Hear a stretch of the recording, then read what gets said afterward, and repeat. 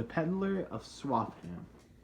Legend has it that hundreds of years ago, in the village of Swaffham, in the country of Norfolk in England, there lived a peddler who was plagued by a certain dream. The dream was always the same. In his sleep, a voice came to him and said that if he stood on London Bridge, he would hear joyful news. At first, the peddler took no notice. For him to go to London would not be easy. He would have to walk there and sleep in barns or under hedges along the way. The dreams persisted. The voice was so insistent that the peddler became upset and worried. He dreaded going upstairs to bed. At last he said to his wife, "It is no use. I shall have to go to London and stand on London Bridge, or I shall not know peace for the rest of my life." He packed a few belongings, some food and little money, and walked the long road to London. In those days, London Bridge was a bustling place with houses and shops on either side. For several days the peddler stood on the bridge, first in one spot and then another. But no one spoke to him, and no one gave him joyful news. "I was a fool to come," he told himself, but he waited.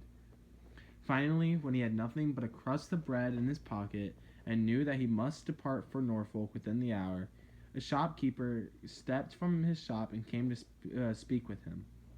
"Satisfy my curiosity," said the shopkeeper. "I have seen you here for several days past. You do not beg, you do not pick pockets. You are not selling anything. Why are you here?" The peddler replied honestly that he had a dream that if he stood on London Bridge he would hear joyful news. At that, the shopkeeper burst out laughing. "You do not want to take notice of foolish dreams," he said. "Why, I keep having this dream that if I go to Swaffham in Norfolk, a place I know nothing of, and ask for the peddler's house, and go into the orchard at the back, and dig under a great oak tree, then I shall find a hoard of treasure. What nonsense! Why am I sure that if I take any notice of that dream, I should make a long journey to Swaffham, and when I get there find nothing? You be off home, my friend, and take no notice of dreams." At once the peddler hurried back to Swaffham. He went into the orchard at the back of his house and dug under the great oak tree. He found a chest of treasure and was a wealthy man for the rest of his life.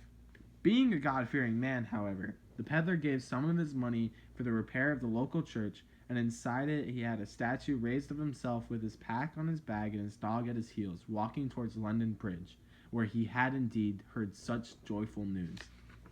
The end.